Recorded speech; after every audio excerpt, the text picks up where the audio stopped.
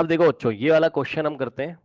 एक बात बताओ, इस क्वेश्चन में आपके दिमाग में सबसे पहले तो ये आना चाहिए कि उसने बोला L and M are two parallel line. ध्यान दो बच्चों, ये एल एम के पैरेलल है, ये लाइन एल एम के पैरेलल है, ठीक। और देखो ये ट्रांसवर्सल है, ये भी ट्रांसवर्सल है, इस तरीके से है ना।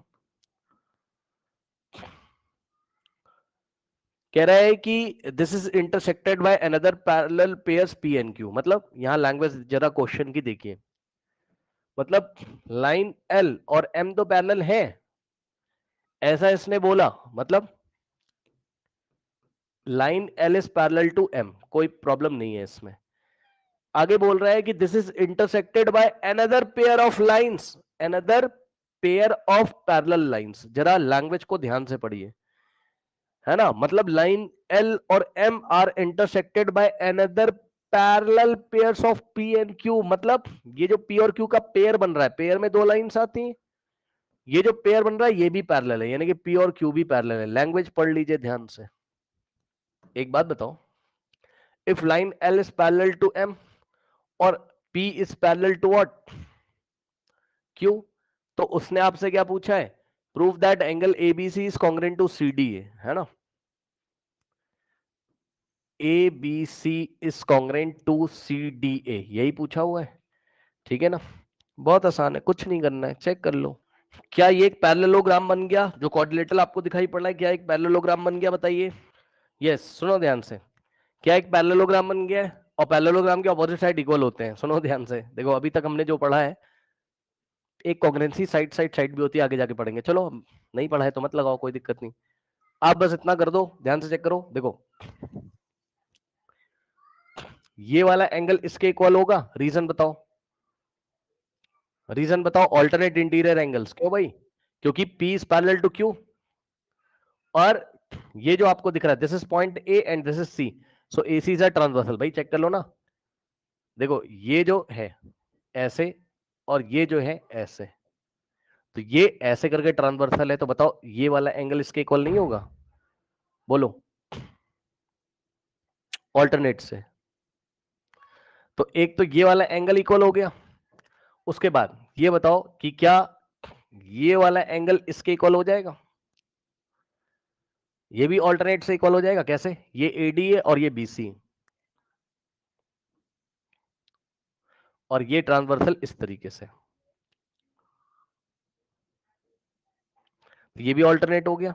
अब बताओ, अब आपको पता चल रहा होगा ये वाले ट्राइंगल में जो पॉइंट ए पे एंगल है, मतलब ए करस्पॉन्ड हो रहा है किसके, दूसरा वाले ट्राइंगल में सी के इक्वल है।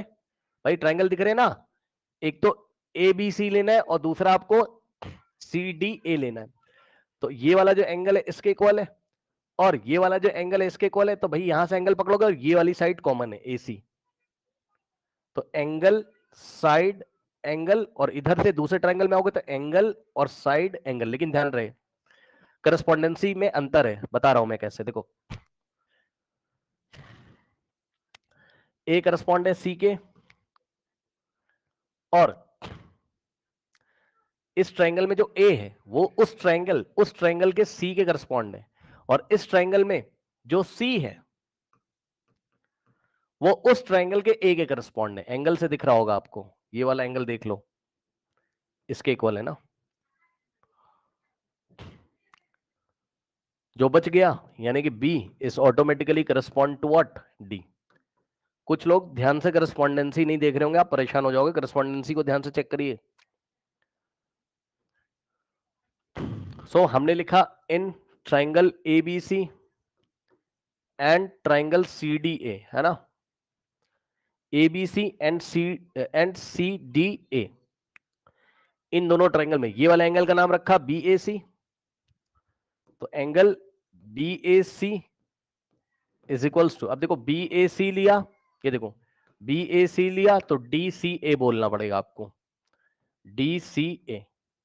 दिख रहा है भाई ये वाला एंगल इसके equal, B A C is equal to D C A.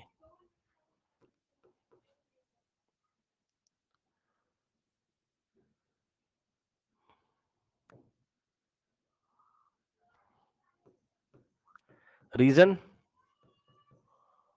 Alternate, उसके बाद ध्यान सुनो, ये वाले ट्रायंगल में AC बोलोगे अगर उसको,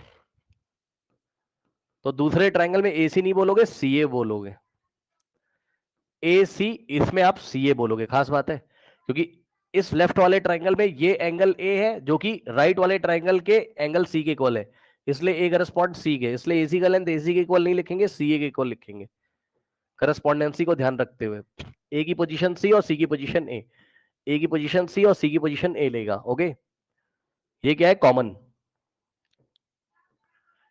एक एंगल हो गया, एक साइड हो गई, अब एक और एंगल, वो ये वाला है, angle ACB is equals to, इधर से बोला ACB तो उधर से बोलेंगे CAD। CAD, ये भी क्या हो गया, ऑल्टरनेट से। अब क्या लग गया, angle side angle, so bye angle side angle triangle ABC is congruent to triangle CDA। Okay,